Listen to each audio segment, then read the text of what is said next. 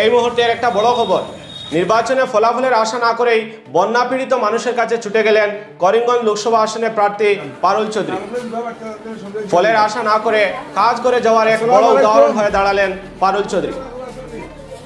বরাকের বন্যা দুর্গত মানুষের কাছে গিয়ে পৌঁছলেন পারুল। শুক্রবার বিকেলে গ্রিন ইন্ডিয়া ফাউন্ডেশনের পক্ষ থেকে বিপুল পরিমাণের ত্রাণ নিয়ে আলগাপুরের কালীনগরে আশ্রয় শিবিরে ছুটে যান তিনি। ইভিএমে একটা বড় অংশের মানুষ তার থেকে সমর্থন উঠিয়ে নিলেও তিনি তাদের আত্মার আত্মীয় বলে জানালেন। ত্রাণ সামগ্রী ছাড়াও আশ্রয় শিবিরের প্রত্যেকের হাতে হাত খরচ হিসেবে তুলে দিলেন 200 টাকা করে। প্রসঙ্গত উল্লেখ্য, লোকসভা নির্বাচনের ফলাফলের আর মাত্র 3 দিন বাকি। ফলাফল কি হতে পারে সেটা আগে থেকে কিছুটা হলেও আজ করতে পারছেন পারুল চৌধুরী।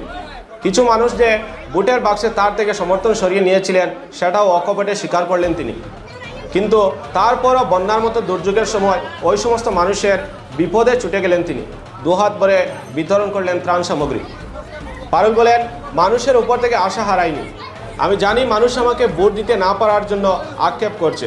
একটা বিশেষ কারণে তারা আমাকে হয়তো ভোট দিতে পারেনি, কিন্তু তাদের অন্তরে তিনি রয়েছেন বলে আশাবাদী পারুল। তাই তো সব কিছু জানার পরও মানুষের মধ্যে পৌঁছে গেলেন মানুষের পারুল। শুধু তাই নয়, প্রত্যেক আশ্রয় শিবিরের ইনচার্জের কাছে দিয়ে গেলেন তার মোবাইল নম্বর। বলে দিলেন জরুরি ভিত্তিতে যদি ত্রাণের প্রয়োজন পড়ে তাহলে যেন তার সঙ্গে ফোনে যোগাযোগ করা হয়। তাহলে সঙ্গে সঙ্গেই তিনি নিকটবর্তী বাজার থেকে প্রয়োজন মেটাতে পারবেন। শুধু আলগাপুরের আশ্রয় শিবিরই নয়, করিমগঞ্জের বিভিন্ন আশ্রয় শিবিরেও ছুটে গেছেন পারুল। একইভাবে করে গেছেন সাহায্য।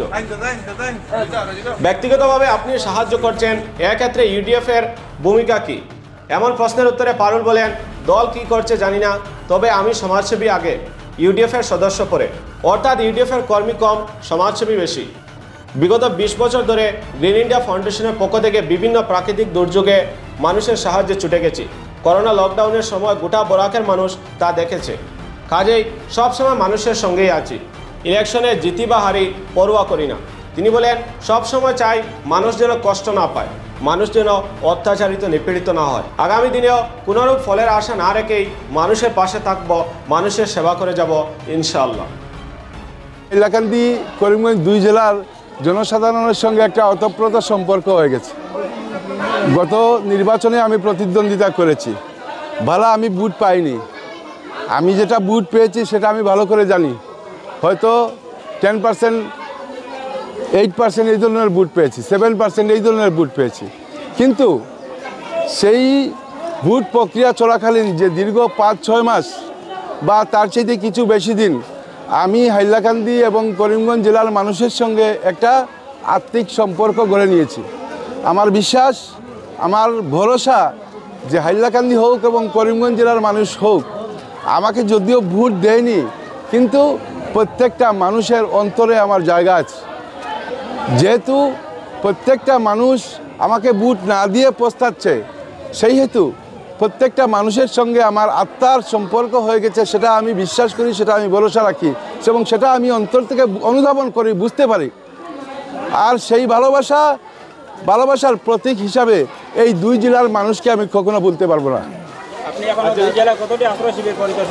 প্রায় 20 থেকে 25টি হবে, গণনা করিনি। গতকালকে করিমগঞ্জ জেলার পাতারকান্দিতে ছিলাম, বাড়িগ্রামে ছিলাম এবং রাতাবাড়িতে একটি অকস্মাৎ দুর্ঘটনায় ঘর জ্বলেছিল, ওনার বাড়িতেও গেছি, ওনাকেও কিছুটা আর্থিক সাহায্য করেছি। এবং যেখানে যে জায়গায় আমরা ক্যাম্প পাচ্ছি, অনেকগুলো গ্রাম আছে জলের নিচে, কিন্তু ক্যাম্প নেই। যেখানে ক্যাম্প নেই সেখানে সাহায্য করা বড় দুষ্কর। কাকে সাহায্য করবেন আপনি? আজকে এই যে ক্যাম্প, এই কি স্কুলের নাম, এসি গার্লস হাই স্কুল, তো ওই স্কুলে প্রায় 72 পরিবার পেলাম। তো সরকারের কাছেও সহজে রিলিফ পৌঁছানো, ত্রাণ সামগ্রী পৌঁছানো সম্ভব হচ্ছে, একটা হিসাব আছে কত পরিবার আছে। তো যেখানে ক্যাম্প থাকবে, আমি প্রত্যেক জায়গায় একটা অনুরোধ করি যে অনেকগুলো গ্রাম আছে জলের নিচে, কিন্তু কোনো ক্যাম্প করা হয়নি। এমত অবস্থায় আমরা যারা স্বেচ্ছাসেবী সংগঠন আছি, যারা চাই মানুষের দুর্যোগের সময় বিপদকালে মানুষের পাশে থাকতে চাই, শুধু আমরার সংগঠন, অনেক সংগঠন আছে ওই ধরনের। যদি ক্যাম্প করা হয় তাইলে সরকারের পাশাপাশি এই ধরনের স্বেচ্ছাসেবী সংগঠনগুলো নিজেরাই মানুষের সাহায্য করতে উদ্যোগ নেওয়ার একটা অ্যাটমসফিয়ার পায়, একটা জায়গা পায়।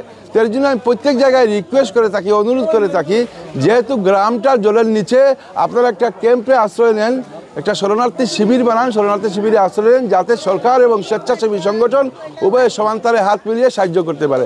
আজকে দেখেন আমি যে যতটা ত্রাণ শিবিরে যাচ্ছি, প্রত্যেকটা শিবিরে আমরা উদাত্ত কণ্ঠে বলে দিচ্ছি এবং আমাদের ফোন নম্বরও দিয়ে দিচ্ছি। প্রত্যেক ত্রাণ শিবিরের ইনচার্জকে আমাদের ফোন নম্বর দিচ্ছি, এই বলে দিচ্ছি যে যদি সরকারি ত্রাণ সামগ্রী সময় মতো না আসে আমাদেরকে ফোন করবেন, আমরা নিকটবর্তী বাজার থেকে ইমিডিয়েট সেই ত্রাণ সামগ্রীর ব্যবস্থা করে আপাততভাবে চলে নেওয়ার ব্যবস্থা করব, যাতে এই অঞ্চলে এই ত্রাণ শিবিরে, সেই স্পেসিফিক ত্রাণ শিবিরে যাতে কোনো বন্যার্থ মানুষ যাতে কোনো অসুবিধায় পড়ে না, যাতে তাদের খাদ্য সামগ্রীর জন্য কোনো সংকটে পড়তে হয় না, তার জন্য আমরা স্বেচ্ছাসেবী সংগঠন আছি। আমাদেরকে ফোন করবেন। আমরা সরকারি যদি কোনো গাফিলতির কারণে হোক অথবা অপারগতার কারণেই হোক, যদি কোনো ত্রাণ সামগ্রী আসতে বিলম্ব হয়, তৎকালীন জরুরিকালীন অবস্থায় আমরা সেই ত্রাণ সামগ্রী পৌঁছে দেব। এছাড়া আমরা যেহেতু ত্রাণ সামগ্রী সরকারের দেওয়া ত্রাণ সামগ্রী প্রত্যেক ত্রাণ শিবিরেই আছে, সেই হিসাবে আমরা কিছু দুধের লাসি, কিছু বিস্কুটস, কিছু মিনারেল ওয়াটার, এইগুলো আমরা আজকে পৌঁছে দিচ্ছি এবং পকেট খরচের জন্য আরও নগদ 200 টাকা করে প্রত্যেক ফ্যামিলিকে আমরা প্রত্যেক শিবিরেই দিয়ে যাচ্ছি। এখানে কি কি সামগ্রী দেওয়া? এখানে আছে লাসি, আছে দুধের লাসি 1 কেস করে দিচ্ছি, এরপরে মিনারেল ওয়াটার 3-4 বোতল করে, আর ব্রিটানিয়া বিস্কুটস 1 কেস করে ব্রিটানিয়া বিস্কুট দেওয়া হচ্ছে, তার সঙ্গে নগদ 200 টাকা করে দেওয়া হচ্ছে। প্রত্যেক পরিবারকে দেওয়া হচ্ছে। জি জি। আচ্ছা, আপনি এইডিএফ দলের প্রার্থী, আপনার দলেরও সংগঠন আছে আজমা ফাউন্ডেশন, কিন্তু আপনি আপনার গ্রিন ইন্ডিয়া ফাউন্ডেশন ত্রাণ শিবিরে যাচ্ছে, কী বলবেন? আমি সব দিনই বলে থাকি, আমি ইউডিএফ কম, সমাজকর্মী বেশি। আজকে সেটা অক্ষরে অক্ষরে পরিচয় পাবেন। আমি ইউডিএফ কম, সমাজকর্মী বেশি। আমাকে কেউ ইউডিএফের প্রার্থী হিসাবে বিবেচনা করবেন না, ধরে নেবেন না। তো সেটা সব সময় বলেছি, কিন্তু কাউকে মনে ঢুকতে পারিনি, হয়তো বিবেকে বিচারে ঢুকতে পারিনি। তো আমি দলের ব্যাপার দলে জানবে কংগ্রেস কি উদ্যোগ নিচ্ছে, ইউডিএফ কি উদ্যোগ নিচ্ছে। আমি গত 20টা বছর থেকে এই সদস্যদেরকে নিয়েই, যেখানে নিপীড়ন, যেখানে অত্যাচার, যেখানে ন্যাচারাল ক্যালামিটি, প্রাকৃতিক দুর্যোগ, সে করোনা মহামারী হোক আর বন্যা হোক, প্রত্যেক ক্ষেত্রে গত 20টা বছর থেকে আমি মানুষের পাশে আসি। যেখানে অত্যাচার, যেখানে নির্যাতন, সেখানে আমরা মুক্ত কণ্ঠে আওয়াজ তুলি। সেটা আমরা দীর্ঘ 20 বছর থেকে চিরাচরিত এক ধরনের প্রথা হয়ে গেছে আমাদের সেই এনজিও, এবং আমি ব্যক্তি হিসাবে শাহাবুল ইসলাম চৌধুরী, আমাদের সেটা একটা মোটো, সেটা একটা আবেগ, সেই আবেগ নিয়ে আমরা চলছি।